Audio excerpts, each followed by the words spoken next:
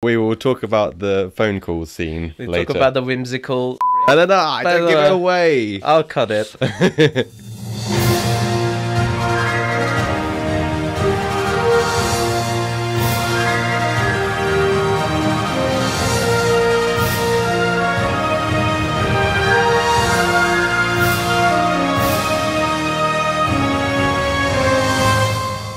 Hello and welcome to another episode of I Hate Your Movie. This is a movie podcast where we inflict movies upon each other for entertainment purposes. My name is Rick. And I'm Dan. And this week we watched the 1985 classic, starring, written and directed by Jackie Chan. It's Police Story.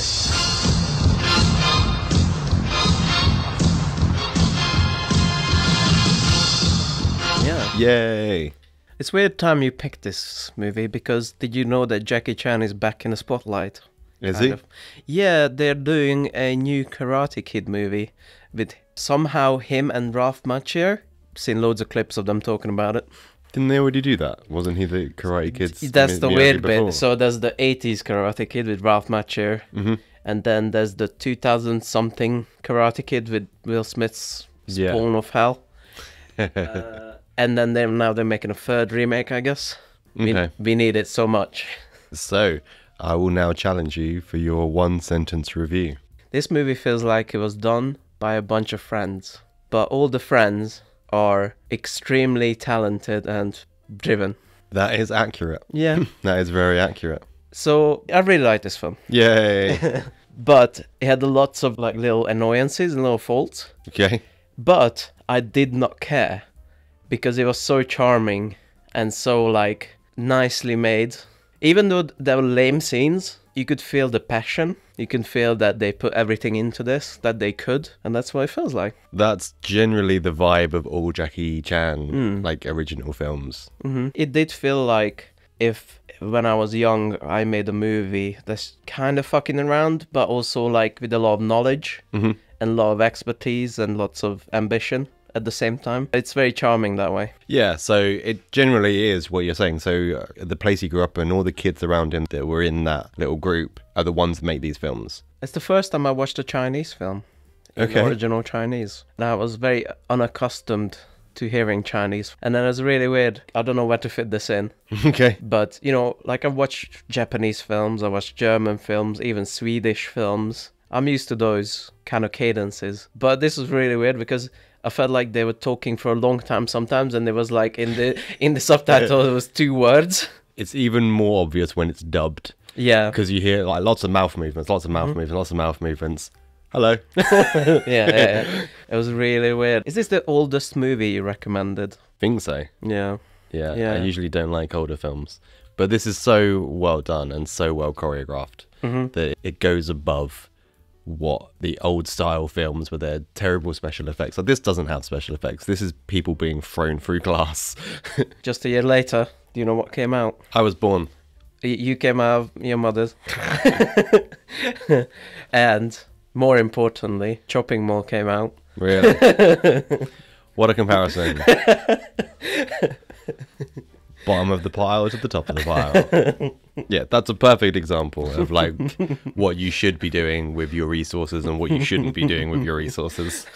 But if you found laziness funny, watch Chopping Mall. So I'm going to start with a fun fact, because we haven't done fun facts for a while. This is the fun facts episode. Yeah, it is. Jackie Chan was discovered on the set of Enter the Dragon. He was an extra in Enter the Dragon. Really? Yeah. I did see Enter the Dragon. I don't remember him. He plays an extra, I think. He's one of the people Bruce Lee kicks off a balcony. Because there was a scene where he kicked someone off a balcony and everyone around was like, I'm not doing that. It's really tall. I'm not jumping off a balcony, getting kicked off. You've got to do a backflip. You're going to really injure yourself. Jackie Chan stood up and was like, yeah, I'll do it. Let's go. Chuck Norris comes from Enter the Dragon as well. Really? He was the token white guy to be kicked in the bum. Don't get me started on Chuck Norris jokes. I love Chuck Norris jokes so much. Yeah? Yeah. When Chuck Norris jumps in the sea, he doesn't get wet. The sea gets Chuck Norris. before we get into the movie, what happens before the movie is old 80s intros, which I loved. Yeah, I'm just gonna cut it in. It's just like, I don't know, it's just something so, not even nostalgic, but like nice about it. So we watched the intro to this film about 7 times because we couldn't get the subtitles to work properly. Yeah. Fucking Amazon again. I'm gonna cut all my Amazon rents together. I've rented about Amazon for so long. Don't upload the movie in original Mandarin with burnt in fucking subtitles and then have the option to put on subtitles after that. Fuck you, Amazon. Fucking look at your footage of what you're selling, you bitch. It does just feel like there's a teenager sitting just dragging and dropping files into It's literally into like Amazon. that. Sometimes like something goes wrong in the conversion and they don't look at it and it's just all shit, like all bad footage. It's just like, what are you doing? Cool. That's There it. you go. My Amazon rent is over.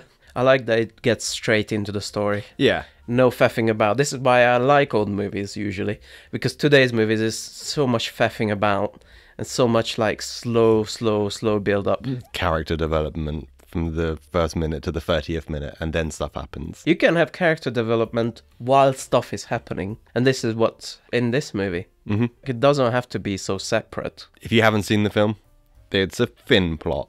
You know what it reminded me of? This is a bit insulting, but it reminded me of Samurai Cop. Oh, oh, you're going to have obviously- to explain yourself on that one. Obviously not in quality, but it reminded me of, let's make an American cop movie, kind of. This is actually the first, fun fact, the first film in the Chinese cinema about police. Okay. And he did that to get away from everything else. Like, no one else was doing it, so he wanted to do something original. It was very basic Yeah. and very full of cliches. If you ever seen an 80s cop movie, you've seen the plot of this movie. But it's okay, because that's not the star of the movie. The star of the movie is just the set pieces. Yep. And all the action and the stunts. Jackie Chan is the old Tom Cruise. Let's see how this man's gonna almost kill himself. Sure. So he's a police officer, Mm-hmm. and there's a bad guy. His name's Chutoy. Nice. Don't know if that's offensive or not. Apologies if it is, but I'm going to keep saying it anyway. Chutoy is the bad guy. He runs drugs. It runs drugs. He does drugs Yeah, things. it's like a drug kingpin. Okay. Yeah. And Jackie Chan needs to stop him. The Chutoy... I've gotten on here now. You shouldn't have said that. Chutoy has a niece or a woman friend who's Yeah. part of his organization. The most 80s lady you can think of. She almost belongs in like a 80s fashion catalog. You know, she has that like perfect 80s hair. The swiped short mullet. Mullet? It's like a bob. Yeah, I guess so. Yeah, it's perfectly coiffed. David Lynch would be proud. David Lynch should be proud. Wow. High praise. Yeah. So what's the first scene? It's like a giant bust of this drug kingpin who's trying to get away. And it's like in this small town / village. It's like a favela. It's like, you know, the Brazilian favelas. What did you think about like the intro thing where they all get their orders and then they immediately shred them? That was cool. That was interesting. But it's very well organized. I imagine that happened in like England where everyone looks at it, throws it in the thing. Oh shit. Oh. What was I doing again? Oh, I'm going to go to the pub. I've got a question About the favelas. about the favelas, which is a word I learned now. Did they just build that for the movie? I would imagine so, yeah. Because otherwise they have to rebuild the whole thing. Because they just destroy it. Like, this is the most destruction I've seen since Man of Steel. Showdown. Obviously, in China, as long as it's for the good of the country, you can pretty much do whatever. Yeah. So maybe. And did they shut down a mall for 2 weeks to film this film? Did they just destroy people's homes in a favela? Like, leveled people's homes completely. It's interesting because before it gets leveled, I was thinking, I was like, wow, this is a great location. Like, it's so lived in. So if they did it, that's even a bigger praise. Okay. Because they like It's so realistic. It's that they so built it. realistic. It was so interesting looking. There's like ads everywhere, but not like in a way where it's like trying to sell you Yeah, something, yeah. but in like a realistic way. There's like a little corner shop and there's like a faded Coke Mm-hmm. thing on it. It's just like, it's so lived in. It's so nice. I'd like to believe that they just built it. Until the cars drive through it. Until it gets leveled. Yeah, the whole thing falls apart because one of them gets spotted doing an earpiece thing, didn't he? Mm-hmm. And Jackie Chan, at first he chases after the lady. What's her name? Selena. Jackie Chan constrains Selena to her car. Or to a car. Although, before that, he slaps her straight in the face. Yeah, I wrote down Jackie Chan, destroyer of women. It's an 80s movie. He tries to arrest her and she spits in his face. Yeah. So he slaps her in the face and then goes to spit. He's like, and then changes his mind. Because, you've already, too far away. you've already slapped her. You don't want to spit on her as well. That's just insulting. It was a hard slap as well. Yeah. It's like she went on the ground. There's a lot of things in this that very of their time. Yeah. You always criticize my movies about that. We'll get into this. Yeah, we will talk about the phone call scene later. Talk about the whimsical... No, don't give it away. I'll cut it. I really like this scene because it actually shows how horrible a gunfight would be. Mm-hmm. It's there to show that Jackie Chan's brave, but he genuinely looks terrified. And there's the guy, do you remember the guy that like pisses himself? Yeah. Obviously it's overacting and it's all that stuff, but he's very like, it shows actually this would be like a horrible experience. Yeah. Do you want to talk about the overacting? Because I wrote down shaking hands, like really shaking hands and like very distorted faces. I wrote down that you can never tell me that overacting is always bad. You never tell me again. We had a little discussion about this already. Yeah, so like I was trying to say before, that it's the amount of control an actor has on themselves and what they're doing. And if you do have a stylized thing like Wes Anderson or, these kind of films, the overacting really fits it. Whereas the difference of what we were talking about before is I didn't feel like in The Exorcist 3 he had enough control over what he was doing to seem menacing. Yeah. Stop saying that it's always bad then, because it doesn't fit. I didn't say it's always... I don't think I've ever said it's always bad, have I? You said something like... acting always has to be realistic. Yeah, I misspoke. I didn't really mean that. What I meant was acting should have a level of control, and it's that level of control. Okay. I love the destruction or mayhem. Yeah. It was a bit disappointing though, because I want hand-to-hand fight Jackie Chan. I don't really want to see shooty Jackie Chan. It's a bit boring, but the car stuff makes up for it. The Space Wagon. Space Wagon? Yeah, that was the name of the car. Would you like another fun fact? Go on. So, fun fact number 2 of the show is that in Jackie Chan films, you will only ever see Mitsubishi cars. Okay. Why? Yeah. Because he owns some of it. Whoa. I mean, I don't know what brand it was, but I just seen the side of it. It was a Mitsubishi. Space Wagon. I'll tell you now, it's a Mitsubishi. Probably, yeah. I just love that it's called Space Wagon. It looks like a soap holder. Just a level above a tuk-tuk. A tuk-tuk. Yeah, you don't know what tuk-tuk is? It's not like the thing you ride on. Yeah. It's just one level above that. The people that mug you in London. Yeah, I was more thinking about India. Okay. Those little Indian cars where the front only has one wheel, it's one of those. Okay. So it's one level above that. But it's very strong because it levels everyone's lives, pretty much. And then the bus scene. Yeah. I love all of this stuff because it's real. Yeah. Like, there's no wires. And when he lifts himself up so his legs go over a car that's coming at him at 30 miles an hour, like, if he messes that up, he's lost his legs. Yeah. It's so amazing to see. It completely blows my mind. And he does it with such, like, comical timing as well. His comical timing is excellent. It's unreal. He's got very good instincts in that. Fun fact number 3. Yeah. Keep track. When the bus stops, Jackie Chan's standing in front of a car and he's pointing his gun down at the bus driver and the bus stops and they all fall out the top window. Yeah. Do you know they were supposed to land on the car?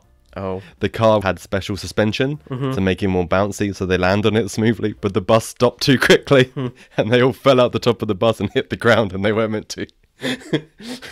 Did anyone die? No, everyone's fine. They have arrested Selena and she's at the police station.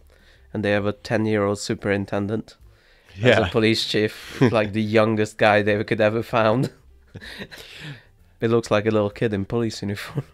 Yeah, so it's weird actually that the guy above Jackie Chan is like this old, haggard, world-weary cop. And then the one above him is like 12 years old.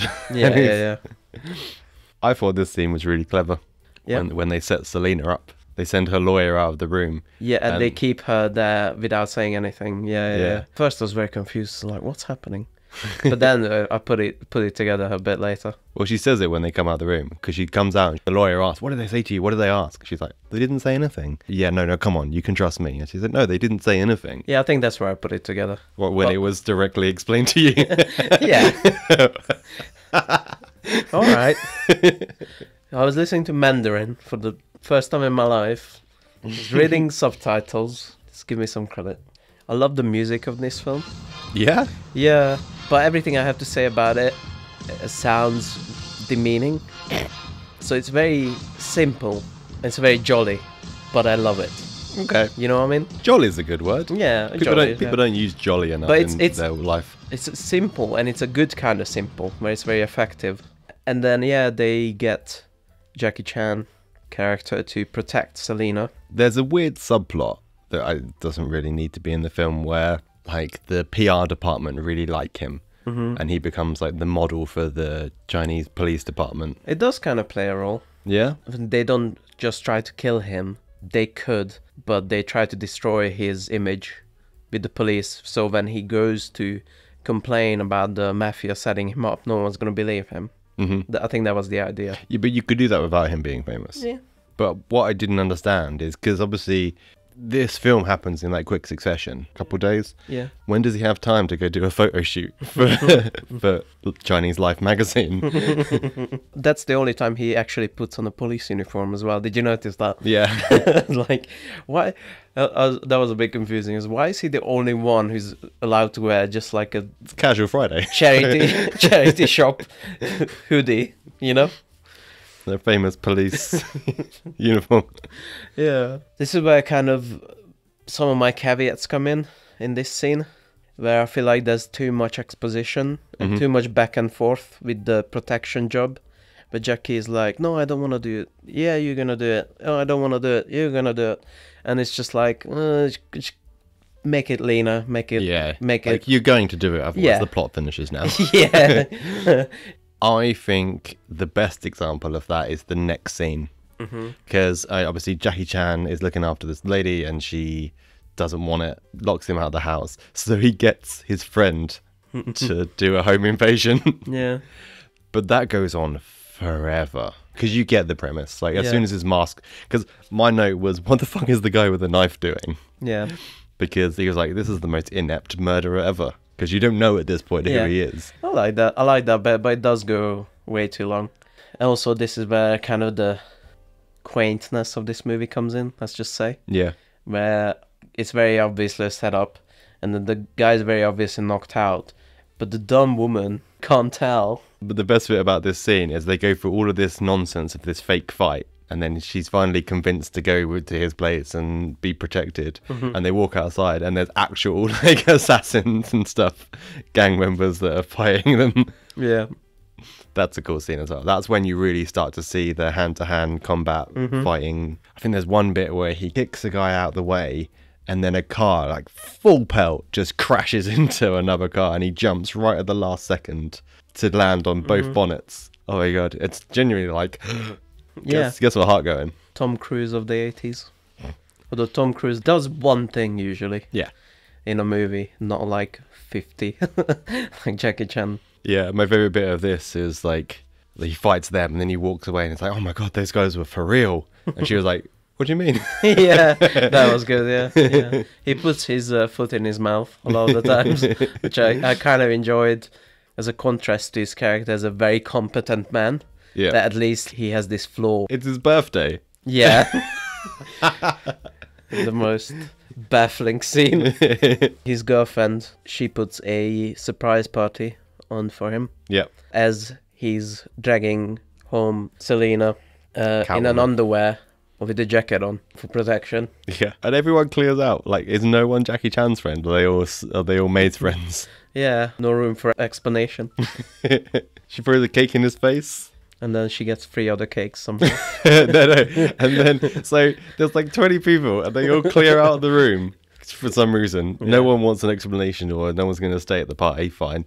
And then like his friend knocks on the door. And why does he throw a cake in his face? It's funny, I don't know.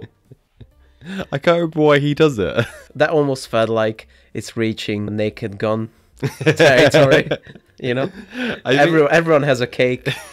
I remember you asking me, are you writing down how many cakes do they have? That was it. Because you started typing, and I started typing. I was like, are you writing down the exact same thing? How many cakes are gonna happen? And I kind of wish they just continue with that gag. Like when they're having the big showdown at the Barbie stand of the mall.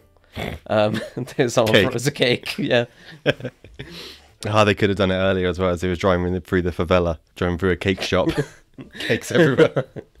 I think this is where my favorite line happened in the movie. Yeah. I loved it so much that I wrote it down. Jackie goes for a shower and speaks shit about May, but May enters and hears the whole thing. Mm-hmm. And he says to Selena, I'm in love with her a lot, but that's no reason to apologize to a girl. Yeah. I mean, it gets properly sexist in so many ways. I wouldn't even call this sexist. I would just call this like very silly, like to a point. I mean, it's actually offensive, really, but it's charming offensive. You know, it's like something your grandpa would say. Yeah, that's fair. And then he chases her outside and pulls her off a scooter. Yeah. Oh, if Jackie Chan, destroyer of women, no one's safe around Jackie. This is where the court scene happens. Yeah.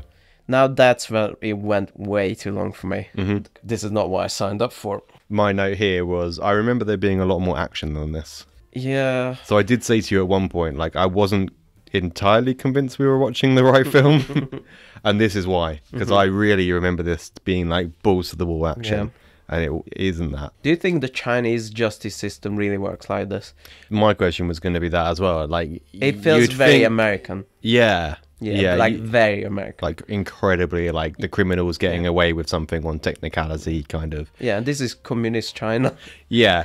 Like, what? I thought that they would have to portray the courtroom working, it being like a justice system that was completely infallible. And this isn't that. Yeah. This is really kind of, the bus went behind a hill, so you didn't see it.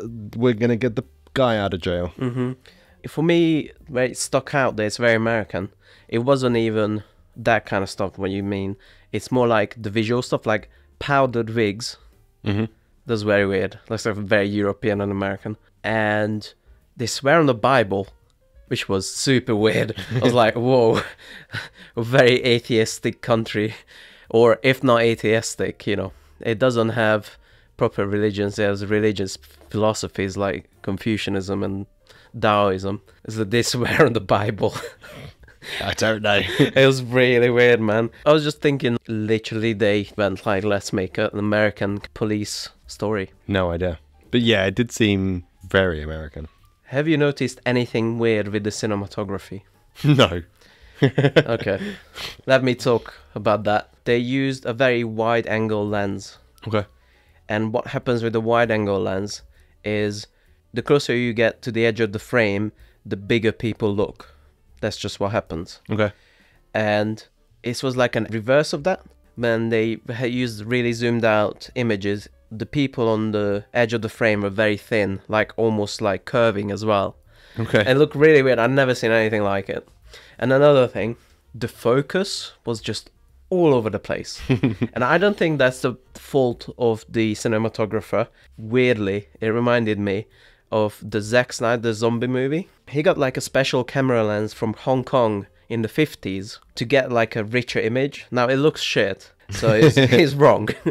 But it had this weird effect where the image had multiple focus points. Okay. And I don't even know how that's possible. There were like these pockets of blur.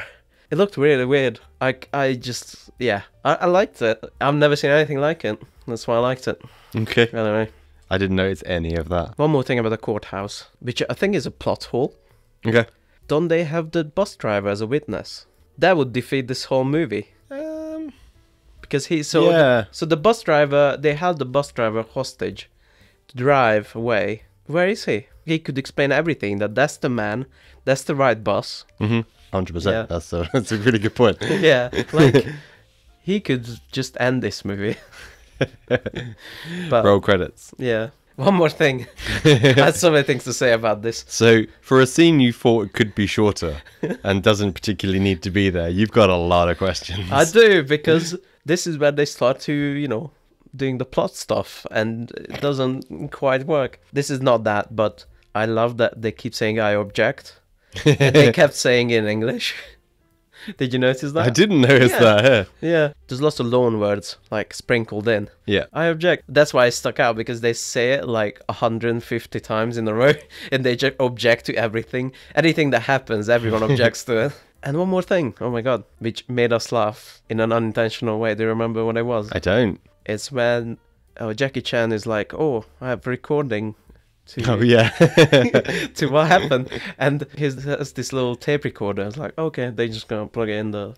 Oh, yeah, I do remember. Not just like play it. Don't just press play on the speakers on the thing. Yeah. They bring in giant concert-sized speakers.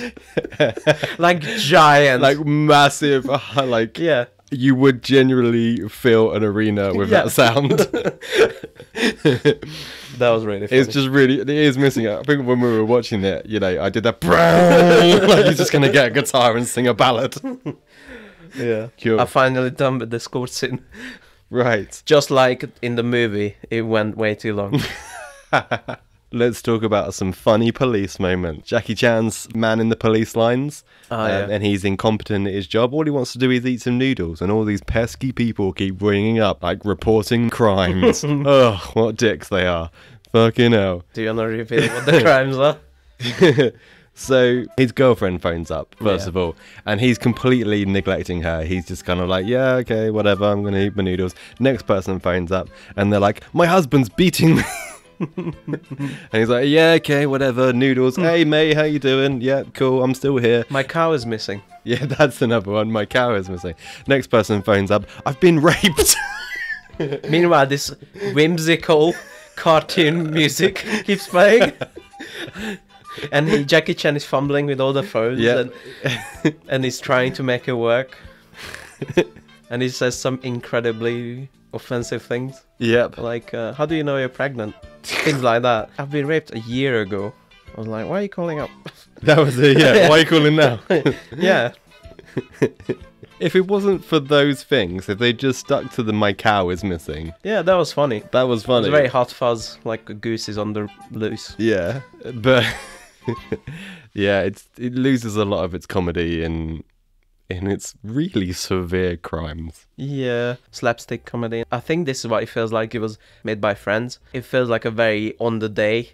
Like, what are we gonna do? Yeah. Oh, I have this really good idea. He's eating the noodles with pencils, and he has like a rubber at the end, and he swallows it.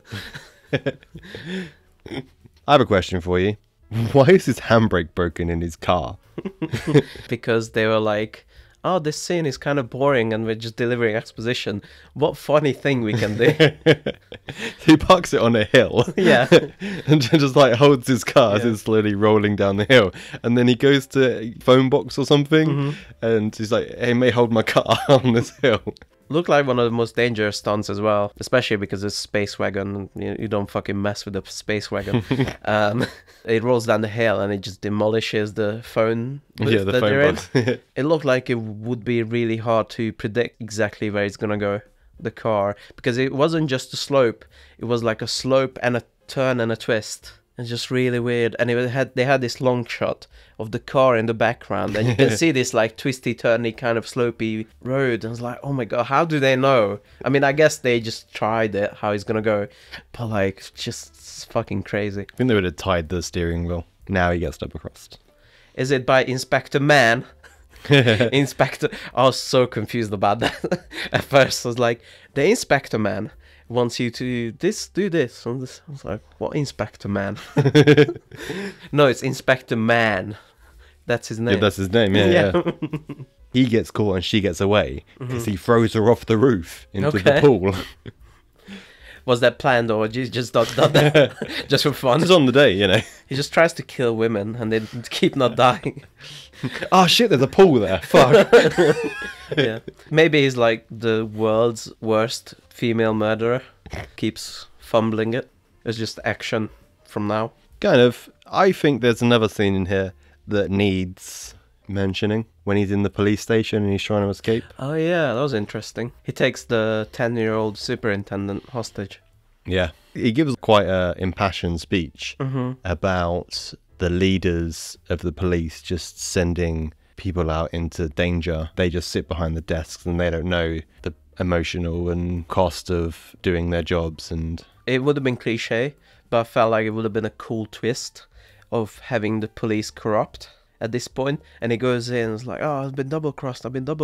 And he's like, I fully expected like the head police guy to try and cover it up because he was corrupt as well. Yeah, and he takes the superintendent and leaves him on a field. There was a nice moment at the end of that as well. Did you notice that the superintendent's like... Yeah, go get him. Yeah. Go get him, Tiger. Slaps him on the ass. Is this where they go into the mall? They do go to the mall. The very 80s Stranger Things mall. Let's go to the mall. Much better mall than Shopping Mall. I disagree. Did it have a house of almonds? Did it have laser shooting robots? No. Luckily, no. I think the premise is that they need to hack into Choo-Choo's system. Yeah.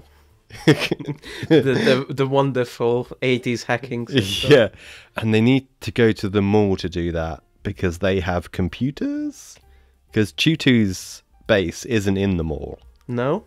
No. That's what I thought it was. No. I think they all left Choo-Choo's compound to go to the mall, and that's why they've got a head start. Okay. Honestly, it doesn't really matter. It's just a cool kind of location. You thought Choo-Choo's base of operations was the food court.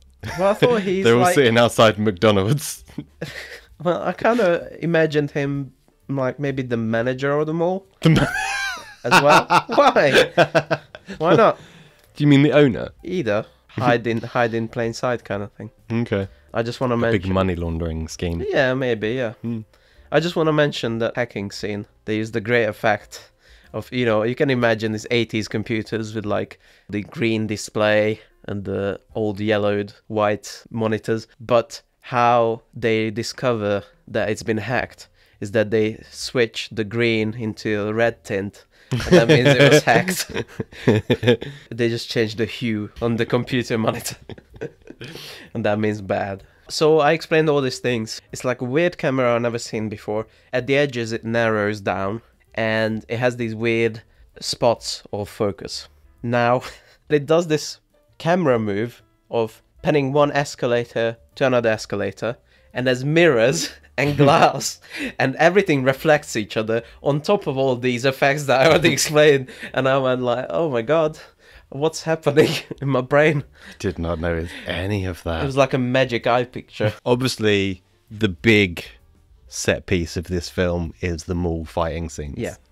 Oh my god, it's so good. It's very good. It's very good, but this is like a weird criticism I have. Maybe it's worth rewatching this movie, but it's kind of a blink and you miss it kind of thing where you really need to keep focus on what's happening, otherwise you kind of lose the plot of what's been happening. Yeah, they're so fast and so much things are happening. If you blink, you'll miss like, okay, who defeated who and who's on the ground now and where are we actually? I was desperately trying to keep notes of all the cool bits of this scene, and like you say, even if I wrote down like gazebo, I looked up and I was like, what's happening now? Yeah.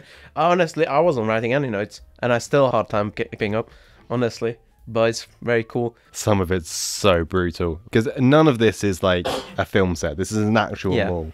So when they fall down an escalator, they fall down an escalator. God, that guy. That guy who falls down an escalator, he's like slides down, face down. Yeah. On an escalator. On the metal bit. On the metal bit. Yeah. On an escalator that's going up. Yeah. That guy doesn't have any face anymore. Oh my god. Yeah. And then the next one as well, he gets kicked over, falls in between the escalators, and slides down, hits the pole at the end. Yeah. Oh. And how many takes does like get that right? So he had to like injure himself like 50 times. Another extra, please. Yeah. This one's dead. Yeah, and the fight scene's so real. Like, there's one point where Jackie Chan's, you see him and it's focused on his face. It's just got his shoulder upwards, and you see him take a kick to the face.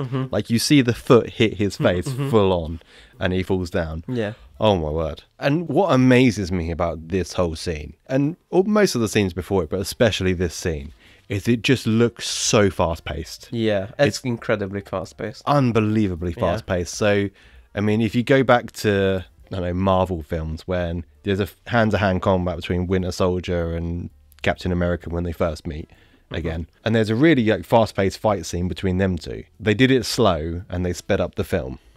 But even the film sped up isn't as quick as this fighting for real.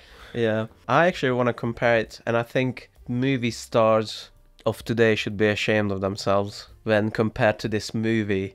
The Rock and Jason Statham go like, I don't want to lose a fight, and I don't want to be hit so much in the face, and that has to be in my contract. I'm like, fuck you.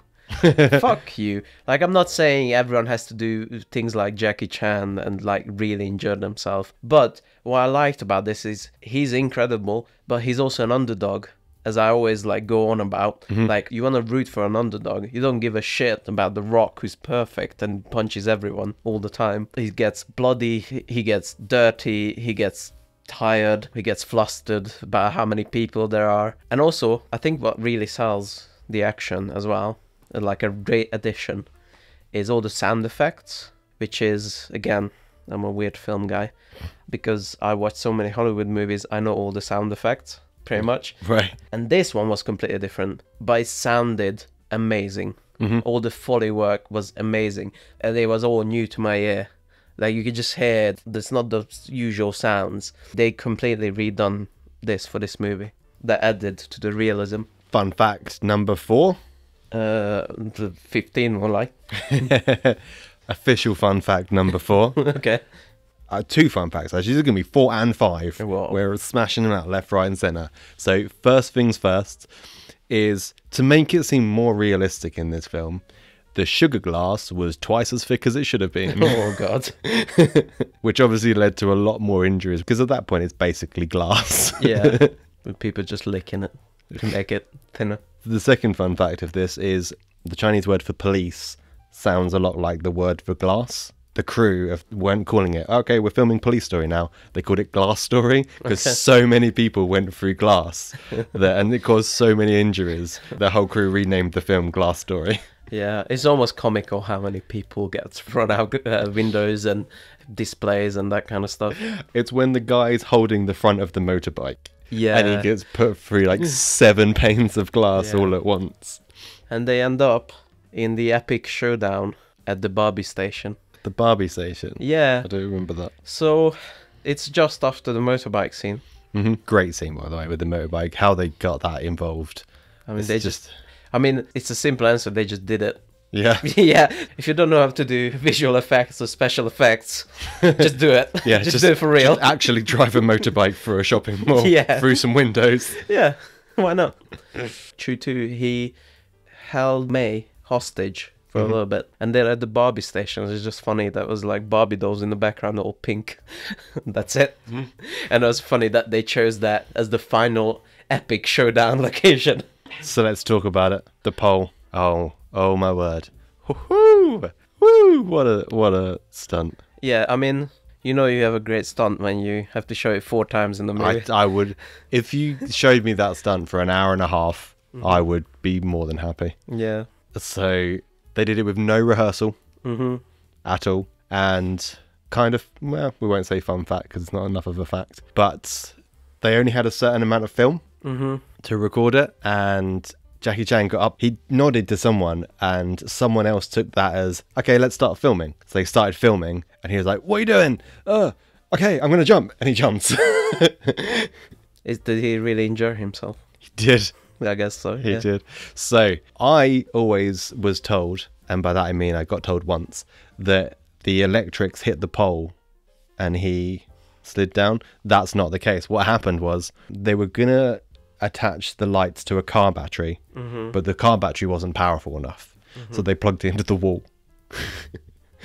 So he electrocuted himself. No, he didn't. So the lights that are wrapped around the pole, because they were so well powered, it's light bulbs. They heated up.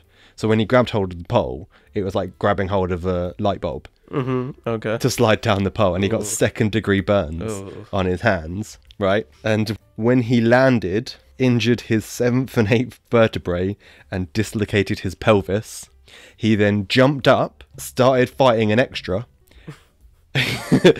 And the extra had to say to him, "No, whoa, stop," because he was so pumped up. He was genuinely wailing into him. After that scene, he went to another movie set and then fell asleep. It's unreal. Yeah. It's just, all of it's just unreal. I really want to ask about it, because at the end of the movie, we see a certain montage, and we see him dragged out in stretcher. Was that scene? I don't know. It could be any scene. It could be any scene. Fun fact. Maybe it was the phone scene.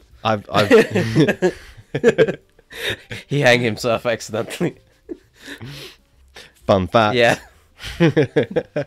Number 5, 6, 7 million. Yep. Do you know he's got a hole in the back of his head? Yes, I do know. It's about the size of a 50p.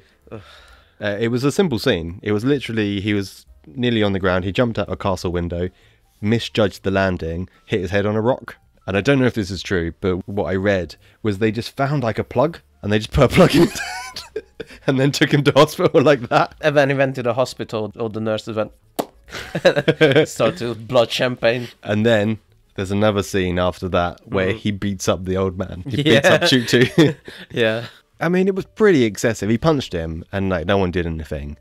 And you think, okay, you've punched him. That's fine. You've got you. And then he starts beating him up some more. He's really like he's some kind like a punching bag. Yeah. And then you go, okay, well that's fine. And then he uppercuts him into a trolley, and you think, okay, he's in a trolley, very symbolic. They're going to cart him off. Nope, he's going to push him into a glass cabinet. I think that's when they were at the Barbie stand. Okay. I think Jackie Chan was in front of a Barbie stand. Poor old man. Don't do drugs. Don't do drugs. Do you think Jackie Chan caused more damage than this drug empire? They leveled the whole village, and then they crashed the mall's economy. All the medical bills, all the therapy bills after this. I think it would be more powerful if it wasn't a drug, but I don't know, human trafficking. But then again, maybe Jackie just wouldn't care. Because human trafficking, whimsical music. How jolly. Cool, then you have the end credits, which look like scenes from a war. I've seen less harrowing pictures on the front lines of battle scenes. It's a war / bloopers somehow. It's if you can mix movie bloopers and war footage together, that's what happens. Because it's all the stunts that went wrong, right? Yeah. Oh, he's flipped the pencil up. Oh, he's missed it. Oh, he's flipped it again. Oh, he's missed it. There's a guy dying on the floor. Oh, he's tripped up a little bit. Oh, they're bringing him out on a stretcher. There was something with the bus as well. They stopped very close to him, right? Yeah, he nearly got hit by the bus. Yeah. And those people falling out again. Poor people. In any other movie, this kind of end credits would feel very cringe and self-congratulatory. But this movie gets away with it, I think. Just by showing what they went through to make it. Yeah. Because it's not haha, some of it's haha, this is funny. Yeah. But some of it's these people got hurt. This was really difficult. We struggled to do this. Yeah. It felt like a celebration of film kind of thing. So it fits perfectly, I think. Yeah. I really enjoyed this film. Good. So do I. It's good for my movie palette. It's a new taste. Crazy man. And yeah, fucking today's safe snowflake action heroes should be ashamed of themselves. Grow up here. I don't wanna lose in a movie ever. I wanna look good. Fuck you. And on that note, this in contrast makes it look way worse. Yeah. It really does. Like, just shut up. Yeah, it's like the difference between like watching rugby and soccer or football. Yeah. You know, if you just watch football, then someone gets tackled, you're like, oh, that looks injured, no wonder he's hurt.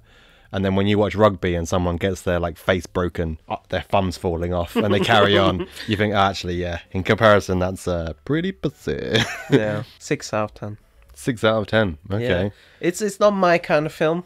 I am not into action movies, but I appreciate all the effort. And, you know, it was fun. It was just a fun watch. It was just a fun movie. I think if you'd have asked me before the rewatch, I'd have said 8, because I remembered it being more action-packed. But it's gone down to a 7, because people...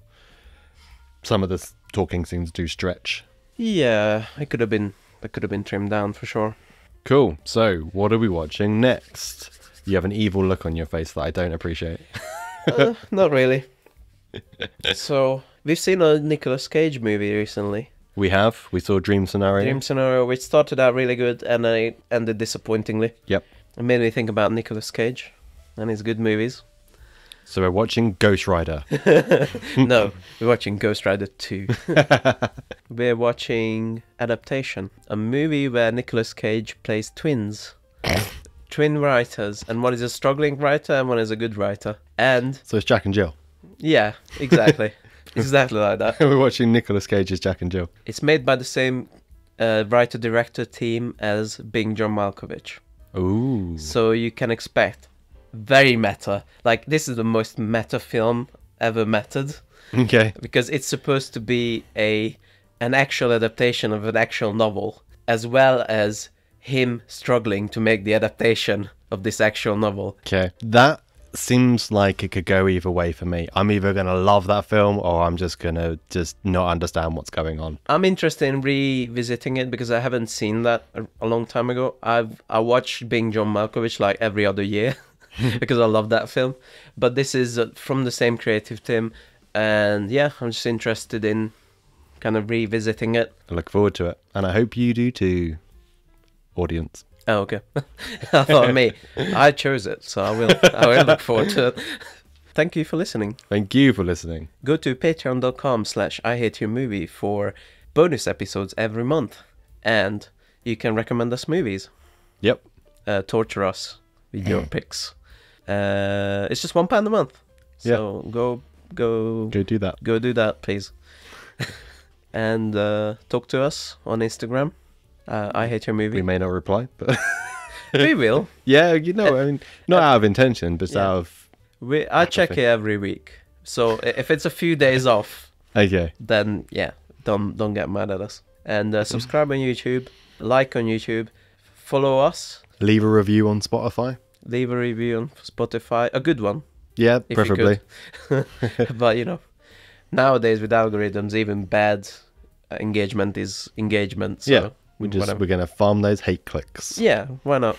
Especially with our latest bonus episode with the unpopular movies we liked. I don't think we're going to get as much hate of that as popular movies we didn't like. No? No, because they're unpopular. People I'm not going to come at me with pitchforks with my Freddy got fingered opinions. I think they may lose a lot of respect for you like I have, but but you know, that's just standard.